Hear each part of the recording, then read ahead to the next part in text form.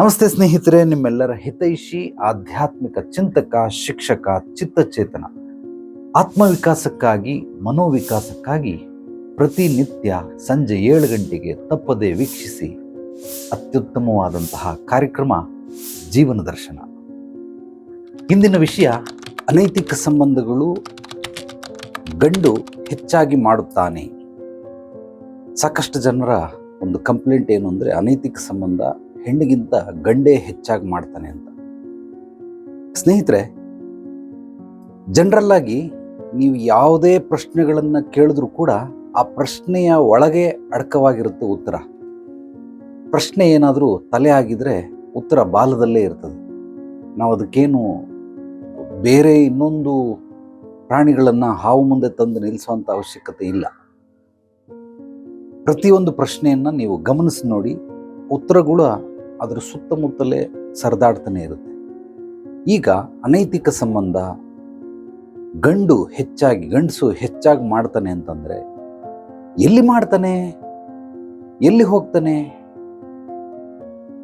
ಈಗ ಯುವಕರನ್ನ ತಗೊಳ್ಳಿ, ಇನ್ನೂ ಮದುವೆ ಆಗಿಲ್ಲ, ಅವರು ಅಕಸ್ಮಾತ್ ಲೈಂಗಿಕ ತೃಪ್ತಿಯನ್ನು ಹೊಂದೋದಕ್ಕೋಸ್ಕರ ಯಾರೋ ವೇಶ್ಯರ ಹತ್ರ ಹೋಗಬಹುದು, ಅಥವಾ ಯಾರೋ ಆಂಟಿಗಳನ್ನು ಪಟಾಯಿಸ್ಕೊಂಡಿರ್ತಾರೆ, ಅವ್ರ ಹತ್ರ ಹೋಗಬಹುದು. ಈಗ ಮದುವೆ ಆಗಿರೋ ಗಂಡು ಅವನೇನಾದರೂ ಅನೈತಿಕ ಸಂಬಂಧ ಮಾಡಿದ್ರೆ ಯಾರನ್ನು ಮಾಡ್ತಾನೆ? ಯುವತಿಯರ ಜೊತೆಗೆ ಮಾಡಬಹುದು, ಅಥವಾ ಯಾರಾದರೂ ಮದುವೆ ಆಗಿರೋ ಮತ್ತೊಂದು ಸಂಸಾರವನ್ನು ಆಯ್ಕೆ ಮಾಡ್ಕೊಂಡಿರ್ತಾನೆ, ಯಾರೋ ಒಂದು ಹೆಂಗಸನ್ನು ಆಯ್ಕೆ ಮಾಡ್ಕೊಂಡು. ಈಗ ಈತ ಹೋಗ್ತಾನೆ, ಹೆಚ್ಚಾಗಿ ಮಾಡ್ತಾನೆ ಅಂದರೆ ಎಲ್ಲಿ ಹೋಗೋಕ್ಕೆ ಹೆಚ್ಚಾಗುತ್ತೆ? ಎರಡೂ ಈಕ್ವಲ್ ಆಗಿರುತ್ತೆ. ಇಲ್ಲಿ ಯಾರ್ದು ಹೆಚ್ಚು ಕಡಿಮೆ ಅನ್ನೋದು ಇಲ್ಲವೇ ಇಲ್ಲ. ಎರಡೂ ಈಕ್ವಲ್. ಎಲ್ಲಿ ಹೋಗ್ತಾನೆ? ಹುಡುಗನ ಹತ್ರ ಮಾಡ್ತಾನ? ಇಲ್ಲ, ಹುಡುಗ ಹುಡುಗಿ ಹತ್ರನೇ ಹೋಗ್ತಾನೆ, ಅಥವಾ ಗಂಡಸು ಹೆಂಗಸ ಹತ್ರನೇ ಹೋಗ್ತಾನೆ. ಯಾರದು ಹೆಂಗಸು? ಆಕೆ ಕೂಡ ಒಬ್ಬ ಮಹಿಳೆ, ಆಕೆ ಕೂಡ ಯಾವುದೋ ಒಂದು ಸಂಸಾರದಲ್ಲಿರ್ತಾಳೆ. ಆದ್ರಿಂದ ಖಂಡಿತವಾಗ್ಲೂ ನೀವು ತಿಳ್ಕೊಂಡಂಗೆ ಗಂಡು ಹೆಚ್ಚು ಹೆಣ್ಣು ಹೆಚ್ಚು ಅನ್ನೋದು ಇದು ಪ್ರಶ್ನೆ ಬರೋದಿಲ್ಲ. ಮೂಲವಾಗಿ ಸಹಜವಾಗಿ ನಾವೆಲ್ಲವೂ ಕೂಡ ಹಗಲು ಇರುಳು, ಗಂಡು ಹೆಣ್ಣು, ನೆಗೆಟಿವ್ ಪಾಸಿಟಿವ್, ಒಳ್ಳೆಯದು ಕೆಟ್ಟದ್ದು, ಇದೆಲ್ಲವೂ ಒಂದು ಎನರ್ಜಿ ರೂಪದಲ್ಲಿ ಇರುತ್ತೆ. ಎನರ್ಜಿ ಅಂದರೆ ಇವಾಗ ಅದು ಎನರ್ಜಿ, ಅದು ನೆಗೆಟಿವ್ನ ಪಾಸಿಟಿವ್ನ ಆ ಥರ ನಾವು ಹೇಳೋದಕ್ಕೆ ಸಾಧ್ಯವಿಲ್ಲ. ಆ ಎನರ್ಜಿಯನ್ನು ನೀವು ನೆಗೆಟಿವ್ಗೆ ಬಳಸ್ತೀರಾ, ಪಾಸಿಟಿವ್ಗೆ ಬಳಸ್ತೀರಾ? ಇದು ಮೂಲವಾಗಿರುವಂತಹ ಪ್ರಶ್ನೆ. ಗಂಡು ಹೆಚ್ಚು ಹೆಣ್ಣು ಹೆಚ್ಚು ಆ ಥರ ಇಲ್ಲ. ಗಂಡು ಜಾಸ್ತಿ ಮಾಡ್ತಾನೆ ಹೆಣ್ಣಿಗಿಂತ, ಹೆಣ್ಣು ಜಾಸ್ತಿ ಮಾಡ್ತಾಳೆ ಗಂಡಿಗಿಂತ, ಇಲ್ಲ. ಎಲ್ಲವೂ ಸಮ ಪ್ರಮಾಣದಲ್ಲಿದೆ. ಯಾಕೆ ಅಂತಂದರೆ ಇಲ್ಲಿಂದ ಇಲ್ಲೇ ಹೋಗ್ಬೇಕು, ಮತ್ತೆ ಇಲ್ಲಿಂದ ಇಲ್ಲೇ ಬರಬೇಕು ಹೊರತು ಅದು ಬೇರೆ ಬೇರೆ ರೂಪದಲ್ಲಾಗೋದಕ್ಕೆ ಸಾಧ್ಯವೇ ಇಲ್ಲ. ನೀವು ಗಮನಿಸಿ, ಸಾಕಷ್ಟು ಜನರು ಏನು ಮಾಡ್ತಾರೆ ಅಂತಂದರೆ, ಅವರ ಒಂದು ನಿರ್ಧಾರವನ್ನು ಕೇವಲ ಒಂದು ಆಯಾಮದಲ್ಲಿ ನೋಡಿ ಅದನ್ನು ನಿರ್ಧರಿಸ್ಬಿಡ್ತಾರೆ. ಇದೇ ಪರಮಸತ್ಯ ಅಂತ. ಅದು ಪರಮಸತ್ಯವಾಗೋದಕ್ಕೆ ಸಾಧ್ಯವೇ ಇಲ್ಲ. ನಾವು ಯಾವುದೇ ವಿಷಯವನ್ನು ಸಂಪೂರ್ಣವಾಗಿ ಅರ್ಥೈಸ್ಕೊಳ್ಬೇಕಾದ್ರೆ ಅದರ ಪೂರ್ವಾಪರಗಳನ್ನೆಲ್ಲ ಕೂಲಂಕುಷವಾಗಿ ಪರಿಶೀಲನೆ ಮಾಡೋದು ಹೇಗೆ ಅಂತಂದರೆ, ಅದರ ಆಳ, ಉದ್ದ, ಎತ್ತರ, ಗಾತ್ರ, ತೂಕ, ಘನತ್ವ, ಇದು ಎಲ್ಲ ದಿಕ್ಕಿನಿಂದನೂ ನೋಡಬೇಕಾಗುತ್ತೆ. ಮೇಲೆ, ಕೆಳಗಡೆ, ಹಿಂದೆ, ಮುಂದೆ, ಅಕ್ಕಪಕ್ಕ, ಎಲ್ಲ ಮಜಲುಗಳು, ಎಲ್ಲ ಸ್ತರಗಳು, ಇದಿಷ್ಟನ್ನು ಸೇರಿದ್ರೆ ಒಂದು ವಿಷಯವನ್ನು ನಾವು ತಿಳ್ಕೊಳ್ಳೋದಕ್ಕೆ ಸಾಧ್ಯವಾಗುತ್ತೆ. ನಾವು ಆ ರೀತಿ ಮಾಡುವಷ್ಟು ನಮಗೆ ತಾಳ್ಮೆ ಇಲ್ಲ, ಯಾರು ಹೇಳ್ಕೊಡೋದು ಇಲ್ಲ. ಬಹಳ ಬಹಳ ಬೆರಳೆಣಿಕೆಯಷ್ಟು ವ್ಯಕ್ತಿಗಳು ಮಾತ್ರ ಈ ಎಲ್ಲ ರೀತಿಯಲ್ಲಿ ಚಿಂತನೆ ಮಾಡೋದಕ್ಕೆ ಸಾಧ್ಯವಾಗುತ್ತೆ. ಬಾಕಿ ಎಲ್ಲರೂ ಕೂಡ ಒಂದೇ ದಿಕ್ಕಲ್ಲಿ ಚಿಂತನೆ ಮಾಡ್ತಾರೆ. ಹೇಗೆ ಸಾಧ್ಯ? ಅದು ನನಗೆ ಗೊತ್ತಾಗ್ತಾ ಇಲ್ಲ. ನೀವು ಯಾರಾದರೂ ಹೇಳಿ. ಗಂಡು ಹೆಚ್ಚು ಹೆಣ್ಣು ಕಡಿಮೆ ಅಂತಂದ್ರೆ, ಗಂಡು ಎಲ್ಲಿ ಹೋಗೋದಾದ್ರೂ ಎಲ್ಲಿಗೆ ಹೋಗ್ತಾನೋ? ಇವನು ಹೋಗೋ ಜಾಗ ಕೂಡ ಹೆಣ್ಣೆ ಆಗಿರ್ತಾರಲ್ಲ. ಮತ್ತೆ ಹೆಣ್ಣು ಹೆಚ್ಚು ಗಂಡು ಹೆಚ್ಚು ಅಂತ ಯಾಕಿಲ್ಲಿ ಕಲ್ಪನೆಗಳು? ಅದರ ಉತ್ತರವನ್ನು ತಿಳಿಸಿ. ಯಾತಕ್ಕೋಸ್ಕರ ಗಂಡು ಹೆಚ್ಚು ಅಂತ? ಗಂಡು ಹೆಚ್ಚಿಲ್ಲಮ್ಮ. ಅದು ನೀವು ಕೇಳಿರುವಂತಹ ಪ್ರಶ್ನೆಗಳಿಗೆ ವಾಯ್ಸ್ ಮೆಸೇಜ್ ಕಳಿಸಿದ್ದೀರ. ನೀವೇ ಹೇಳ್ದಂಗೆ ಹೆಸರು ಬೇಡ, ಊರು ಬೇಡ, ಪಾಪ ಹೇಳಿದ್ರೆ ನಿಮಗೂ ಅದು ತೊಂದರೆ ಆಗುತ್ತೆ ಅಂತ ಹೇಳಿ ಆ ರೀತಿ. ಬಟ್ ಖಂಡಿತವಾಗ್ಲೂ ಅದು ರಾಂಗ್ ಒಪಿನಿಯನ್. ಅಂದರೆ ನಿಮ್ಮ ದೃಷ್ಟಿಕೋನದಲ್ಲಿ ನೀವು ಏನೋ ಒಂದು ಆಲೋಚನೆ ಮಾಡಿ, ನಿಮ್ಮ ಬುದ್ಧಿ ಪ್ರತಿಯೊಬ್ಬ ನಿರ್ಧರಿಸುವಂತಹ ಒಂದು ನಿರ್ಧಾರಗಳು ಅವನ ಬುದ್ಧಿ ಜ್ಞಾನದ ತಕ್ಕಡಿಯಲ್ಲಿ ತೂಗ್ತಾನೆ. ಅದು ಯಾವುದು ಹೆಚ್ಚಿರುತ್ತೆ, ಯಾವುದು ಕಡಿಮೆ ಇರುತ್ತೆ, ಆ ಹೆಚ್ಚಿರೋದಕ್ಕೆ ಆದ್ಯತೆ ಮಾನ್ಯತೆಯನ್ನು ಕೊಡ್ತಾನೆ. ಅವನ ಬುದ್ಧಿ ಜ್ಞಾನದ ತಕ್ಕಡಿ ಎಷ್ಟಿರುತ್ತೆ ಅದ್ರ ಮೇಲೆ. ಈ ಮನೆಗಳಲ್ಲೆಲ್ಲ ಇದ್ರಲ್ಲಿ ಸಿಗುತ್ತೆ, ಒಂದು ಮೀಟರ್ ಸಿಗುತ್ತೆ, ಅದಕ್ಕೆ ಕೊಕ್ಕೆ ಇರ್ತದೆ, ಅದಕ್ಕೆ ನೇತಾಕ್ಬಿಟ್ರೆ ನಾವು ಇಲ್ಲೇ ಕಂಡುಹಿಡಿಬೋದು. ಎಷ್ಟು ಒಂದು 3ರಿಂದ ಒಂದು 5-6 kg ತೂಕದವರೆಗೂ ಕಂಡುಹಿಡಿಬೋದು. ಅದೇನು ಒಂದು 200-300 ರೂಪಾಯಿ ಕೊಟ್ಟರೆ ಸಿಗುತ್ತೆ. ಅದೇ ನೀವು ಪ್ರಾವಿಷನ್ ಸ್ಟೋರ್ಗೆ ಹೋದರೆ ಅಲ್ಲಿ ತೂಕ ಹಾಕ್ತಾರೆ, ಅಲ್ಲೊಂದು 10 kg, 15 kg, 25 kgವರೆಗೂ ಹಾಕ್ಬಹುದು. ಇನ್ನು ಕೆಲವೊಂದು ದೊಡ್ಡದಾದ್ರೆ 100 kg ಹಾಕಬಹುದು. ಅದಕ್ಕಿಂತ ದೊಡ್ಡದು ಈ ವೇ ಬ್ರಿಡ್ಜ್ ಅಂತ ಕರೀತಾರೆ, ಅಲ್ಲಿ ಲಾರಿನೇ ತಗೊಂಡೋಗಿ ನಿಲ್ಲಿಸ್ಬಿಟ್ರೆ ತೂಕ ಹಾಕ್ಕೊಡ್ತಾರೆ. ಅದಕ್ಕಿಂತ ದೊಡ್ಡದು ಶಿಪ್ಗಳನ್ನೆಲ್ಲ ಹೇಗೆ ತೂಕ ಹಾಕ್ತಾರೆ, ಏರೋಪ್ಲೇನ್ ಎಲ್ಲ ಹೇಗೆ ತೂಕ ಹಾಕ್ತಾರೆ, ಅದಕ್ಕಿಂತ ಹೆಚ್ಚಾಗಿರುತ್ತೆ. ಸೊ ಇಲ್ಲಿ ಒಬ್ಬೊಬ್ಬರ ಅನುಭವ ಮತ್ತೆ ಅವರ ಅಧ್ಯಯನ ಜೀವನದಲ್ಲಿ ಎಷ್ಟು ಆಳವಾಗಿರುತ್ತೆ ಅನ್ನೋದ್ರ ಮೇಲೆ ಅವರ ಬುದ್ಧಿ ಜ್ಞಾನದ ತಕ್ಕಡಿ ಹೆಚ್ಚಿರುತ್ತೆ. ಆದ್ದರಿಂದ ನೀವು ಯಾವುದೇ ನಿರ್ಧಾರಗಳನ್ನು ತಗೊಳ್ಬೇಕಾದ್ರೆ ಅದರಲ್ಲೂ ನಾನು ಹೇಳಿದ್ದೀನಿ 4 ಸಣ್ಣದು, ಮಧ್ಯಮ ಗಾತ್ರದ್ದು, ದೊಡ್ಡದು, ಬೃಹದಾಕಾರವಾಗಿರುವಂತಹ ನಿರ್ಧಾರಗಳು, ಕೆಲಸಗಳು ಮತ್ತು ಸಮಸ್ಯೆಗಳನ್ನು ನಾವು ಈ ರೀತಿ ವಿಭಜನೆ ಮಾಡಿಕೊಳ್ಬೋದು. 4 ಭಾಗ. ಸಣ್ಣದು, ಮಧ್ಯಮ ಗಾತ್ರದನ್ನು ಕೆಲವರು ನಿರ್ಧರಿಸಬಹುದು ಅವರ ತಕ್ಕಡಿಯಲ್ಲಿ. ದೊಡ್ಡದು, ಬೃಹದಾಕಾರವಾಗಿರೋದನ್ನು ಅವರು ನಿರ್ಧರಿಸೋದಕ್ಕೆ ಸಾಧ್ಯವಿಲ್ಲ. ಆದ್ದರಿಂದ ಏನಕ್ಕೆ ಮಾಡ್ತಾರೆ ಅದರ ಬಗ್ಗೆ ಕಾಮದ ನಗ್ನ ಸತ್ಯಗಳು ಅಂತ ವಿಡಿಯೋ ಮಾಡಿದ್ದೀನಿ, ಅದನ್ನು ನೀವು ನೋಡಬಹುದು.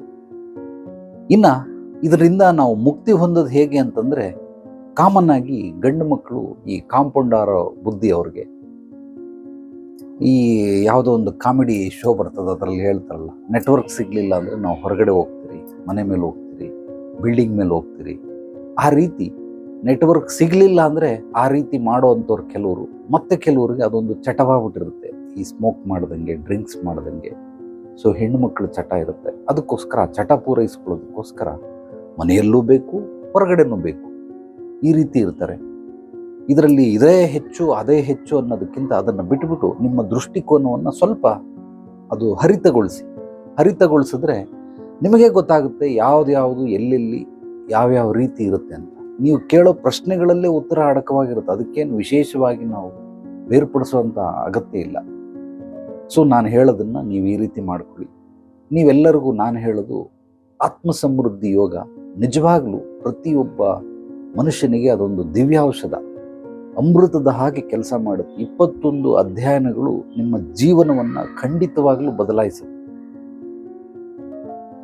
ಈಗ ಅದು ಆನ್ಲೈನಲ್ಲಿ ಆಫ್ಲೈನ್ ಮಾತ್ರ ಮಾಡೋದು, ಆನ್ಲೈನ್ ಮಾಡೋದಿಲ್ಲ. ಆನ್ಲೈನ್ ಬೇಕು ಅಂತಂದರೆ ನಿಮಗೆ ರೆಕಾರ್ಡೆಡ್ ಕೋರ್ಸ್ಗಳನ್ನು ಕಳಿಸ್ತೀವಿ. 21 ದಿನ ಅದು ಒಟ್ಟಿಗೆ ನೀವು ನನಗೆ 2999 ಕಳಿಸಿದ್ರೆ ನಾನು ನಿಮ್ಗೆ ಅದರದ್ದು ಲಿಂಕ್ ಕಳಿಸ್ತೀನಿ. ಇಲ್ಲ ನನಗೆ ಅಷ್ಟಾಗಲ್ಲ ಅಂದರೆ 199 ರೂಪಾಯಿ ಅಷ್ಟೇ ಒಂದು ಅಧ್ಯಯನಕ್ಕೆ. ಆ 199 ರೂಪಾಯಿ ಕಳಿಸಿ ಗೂಗಲ್ ಪೇ ಮಾಡಿ ನಾನು ನಿಮಗೆ ಒಂದು ಅಧ್ಯಯನವನ್ನು ಕಳಿಸ್ತೀನಿ. ಅದನ್ನು ನೋಡಿದ ನಂತರ ನೀವು ನನಗೆ ಅಪ್ಡೇಟ್ ಮಾಡಿ, ಆಯಿತು ಮುಗೀತು, ಏನಾದರೂ ಪ್ರಶ್ನೆಗಳಿದ್ದರೆ ಕೇಳಿ, ಮುಕ್ತವಾಗಿ ಅದಕ್ಕೆಲ್ಲ ಉತ್ತರಗಳನ್ನು ನೀಡ್ತೀನಿ.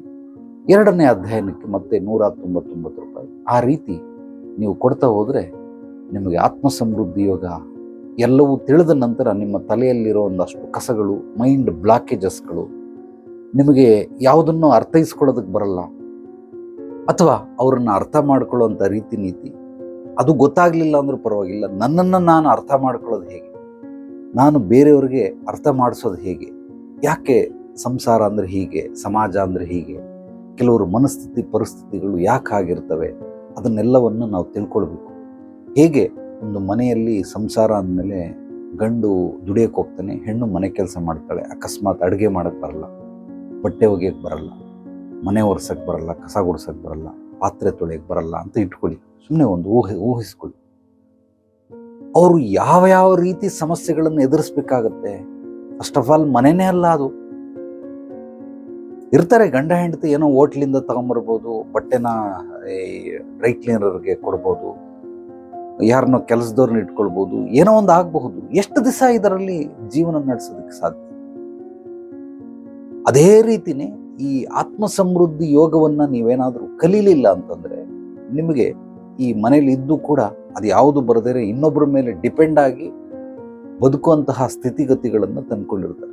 ಆದ್ದರಿಂದ ಈ ಆತ್ಮಸಮೃದ್ಧಿ ಯೋಗದಲ್ಲಿ ಏನನ್ನ ಮಾಡಬಾರ್ದು, ಹೇಗೆ ಮಾಡಬೇಕು, ಏನನ್ನ ಮಾಡಬೇಕು ಏನನ್ನು ಮಾಡಬೇಕು, ಏನನ್ನು ಮಾಡಬಾರದು, ಹೇಗೆ ಮಾಡಬೇಕು, ಈ 3 ರಹಸ್ಯಗಳು, ಸೂತ್ರಗಳು ಅದರಲ್ಲಿರ್ತವೆ, ತ್ರಿಶಕ್ತಿಗಳು.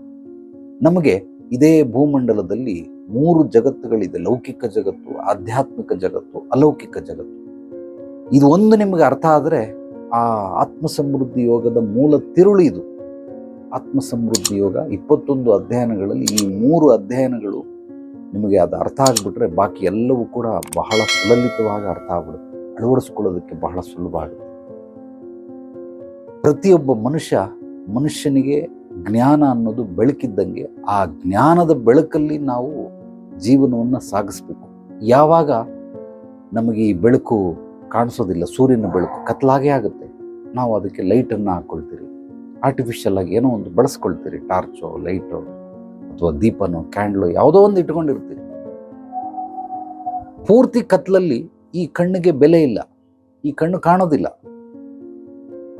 ಈ ಕಣ್ಣಿಗೆ ಕೇವಲ ಬೆಳಕು ಬಿದ್ದಾಗ ಮಾತ್ರ ಇನ್ನೊಂದು ವಸ್ತುಗಳನ್ನು, ವ್ಯಕ್ತಿಗಳನ್ನು, ಯಾವುದೇ ನಿಸರ್ಗವನ್ನು ನಾವು ನೋಡೋದಕ್ಕೆ ಸಾಧ್ಯವೇ ಹೊರತು ಇದನ್ನ ಬೆಳಕಿಲ್ಲದೇನೆ ಇದಕ್ಕೆ ನಯಾ ಪೈಸದ ಬೆಲೆ ಇಲ್ಲ. ಅದು ಕಣ್ಣಿದ್ದು ಕೂಡ ನಾವು ಕುರುಡರಾಗ್ಬಿಡ್ತೀವಿ.